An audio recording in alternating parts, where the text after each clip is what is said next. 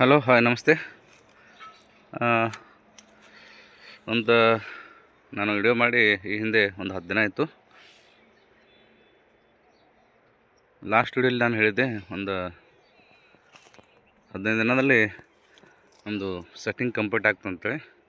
But 10 ದಿನದಲ್ಲಿ ಎಲ್ಲ setting complete ಆಗಿದೆ.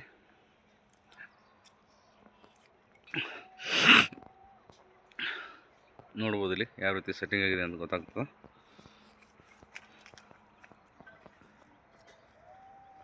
ಇದಕ್ಕೆ ಈ 10 ದಿನದಲ್ಲಿ ಒಂದು 2 ಸ್ಪ್ರೇಗಳನ್ನು ಮಾಡ್ಕೊಂಡಿದ್ದೆವು.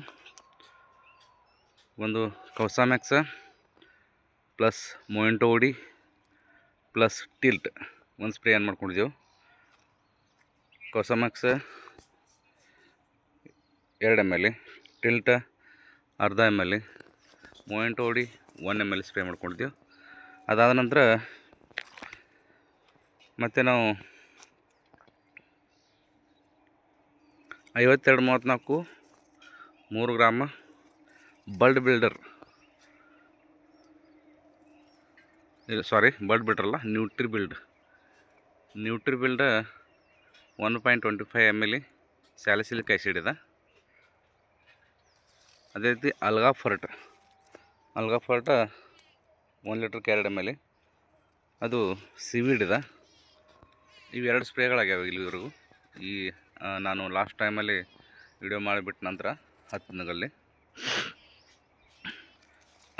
ಸೆಟ್ಟಿಂಗ್ ನಾನು ಅಂದ್ಕೊಂಡಿರಲಿಲ್ಲ ಇಷ್ಟೊಂದು ಸೆಟ್ಟಿಂಗ್ ಆಗ್ತದೆ ಅಂಥೇಳಿ.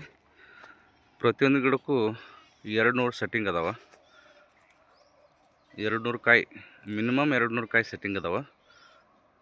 ಮ್ಯಾಕ್ಸಿಮಮ್ 300, ಮ್ಯಾಕ್ಸಿಮಮ್ 300 ಕಾಯಿ ಒಂದು ಗಿಡಕ್ಕೆ ಅದಾವ. ಸ್ವಲ್ಪ ಗಿಡನೂ ದೊಡ್ಡ ಅದಾವ ನಮ್ಮ.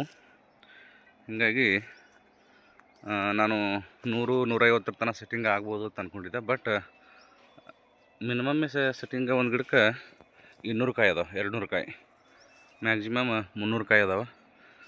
ಇನ್ನೊಂದು 15 ದಿನ ನಂತರ ಎಲ್ಲ ಕಾಯಿನೂ ಕೂಡ ಸ್ಟ್ರೋಕ್ ಚೆನ್ನಾಗಿದೆ.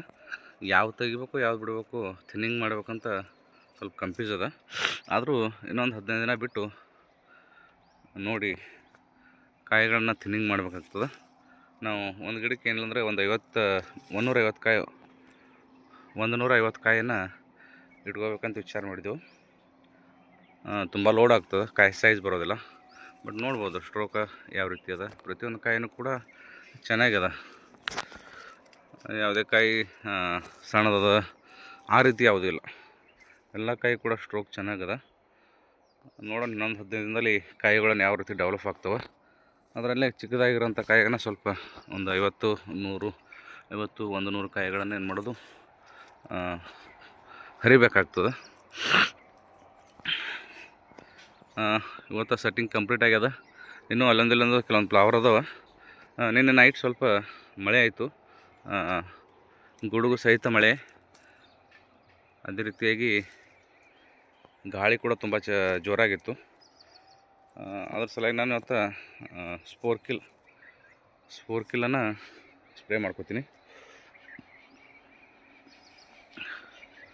ಬ್ಯಾಕ್ಟೀರಿಯಲ್ ಬ್ಲೈಟ್ ಇನ್ಫೆಕ್ಷನ್ ಆಗಬಾರ್ದು ಅಂತೇಳಿ ಸ್ಪೋರ್ಕಿಲ್ಲನ್ನು ಸ್ಪ್ರೇ ಮಾಡ್ಕೋತೀನಿ. ಇದಕ್ಕೆ 3 ಫ್ಲಡ್ ಇರಿಗೇಷನ್ ಆಗ್ಯಾವ ಟೋಟಲ್ ಈ ಪ್ಲಾಟಿಗೆ. ಇಲ್ಲಿವರೆಗೂ ಶೆಡ್ಯೂಲನ್ನು ಹೇಳಿದ್ದೆ, ಬಟ್ ಶೆಡ್ಯೂಲ್ ಅಷ್ಟೇ ಇಂಪಾರ್ಟೆಂಟ್ ಅಲ್ಲ, ಇಲ್ಲಿ ಮಾಡುವಂಥ ಕೆಲಸಗಳು ತುಂಬ ಇಂಪಾರ್ಟೆಂಟ್ ಆಗ್ತವೆ. ಆ ಶೆಡ್ಯೂಲ್ ಮ್ಯಾಗ ಅಷ್ಟೇ ಸೆಟ್ಟಿಂಗ್ ಹೂ ಬರೋದು ಅಷ್ಟೊಂದು ಇಂಪಾರ್ಟೆಂಟ್ ಅಲ್ಲ. ಬಟ್ ಆ ಶೆಡ್ಯೂಲನ್ನು ಫಾಲೋ ಮಾಡಿ ಯಾವ ಟೈಮಿಗೆ ಯಾವ ಔಷಧಿ ಹೊಡಿಬೇಕು ಅನ್ನೋದು ತುಂಬ ಇಂಪಾರ್ಟೆಂಟ್ ಆಗ್ತದೆ. ಅದ್ರ ಮೇಲೆ ನಮ್ಮ ಪ್ಲಾಟ್ ಯಾವ ರೀತಿ ಇರ್ತದೆ, ಯಾವ ರೀತಿ ಸೆಟ್ಟಿಂಗ್ ಆಗ್ತದೆ, ಯಾವ ರೀತಿ ಹೂ ಬರ್ತದೆ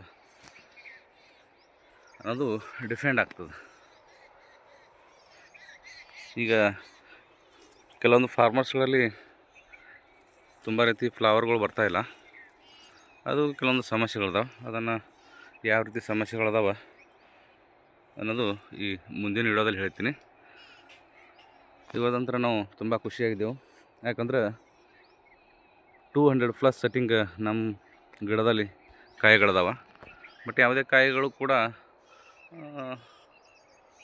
ಚಿಕ್ಕದ ಡೊಂಕಾಯಿ ಆ ರೀತಿ ಇಲ್ಲ. ಎಲ್ಲ ಕಾಯಿಗಳು ಕೂಡ ಸ್ಟ್ರೋಕ್ ಚೆನ್ನಾಗಿದೆ. ಈ ರೀತಿ ಈ ರೀತಿ ಇದ್ದು ಕಾಯಿಗಳು ನಮ್ಮಲ್ಲಿ ಸಿಗೋದಿಲ್ಲ. ಅಲ್ಲೊಂದು ಇಲ್ಲೊಂದು ಅದಾವೆ.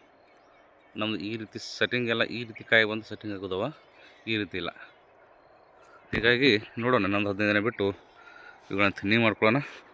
ಅದೇ ರೀತಿಯಾಗಿ ಇನ್ನೊಂದು 15 ದಿನ 20 ದಿನ ಬಿಟ್ಟು ಇದಕ್ಕೆ ಕ್ರಾಪ್ ಕವರ್ ಕೂಡ ಹಾಕ್ಕೋತೇವೆ. ಆಮೇಲೆ ತಂತಿ ಕೂಡ ಹಾಕ್ಕೋಬೇಕು, ಬಿದಿರು ಕಟ್ಟಿಗೆ ನಿಂತ್ಕೊಂಡು ತಂತಿ ಕೂಡ ಹಾಕಬೇಕು, ಸಪೋರ್ಟಿಂಗ್ ಕೊಡಬೇಕು. ಅದನ್ನು ಇನ್ನೊಂದು ತಿಂಗಳಲ್ಲಿ ಆ ಕೆಲಸನ ಕಂಪ್ಲೀಟ್ ಮಾಡ್ತೇವೆ. ಸ್ಟ್ರೋಕ್ ನೋಡಿ ಎಷ್ಟು ಚೆನ್ನಾಗಿದೆ. ಓಕೆ, ಮುಂದಿನ ವಿಡಿಯೋದಲ್ಲಿ ಭೇಟಿಯಾಗೋಣ. ಧನ್ಯವಾದಗಳು. Thank you.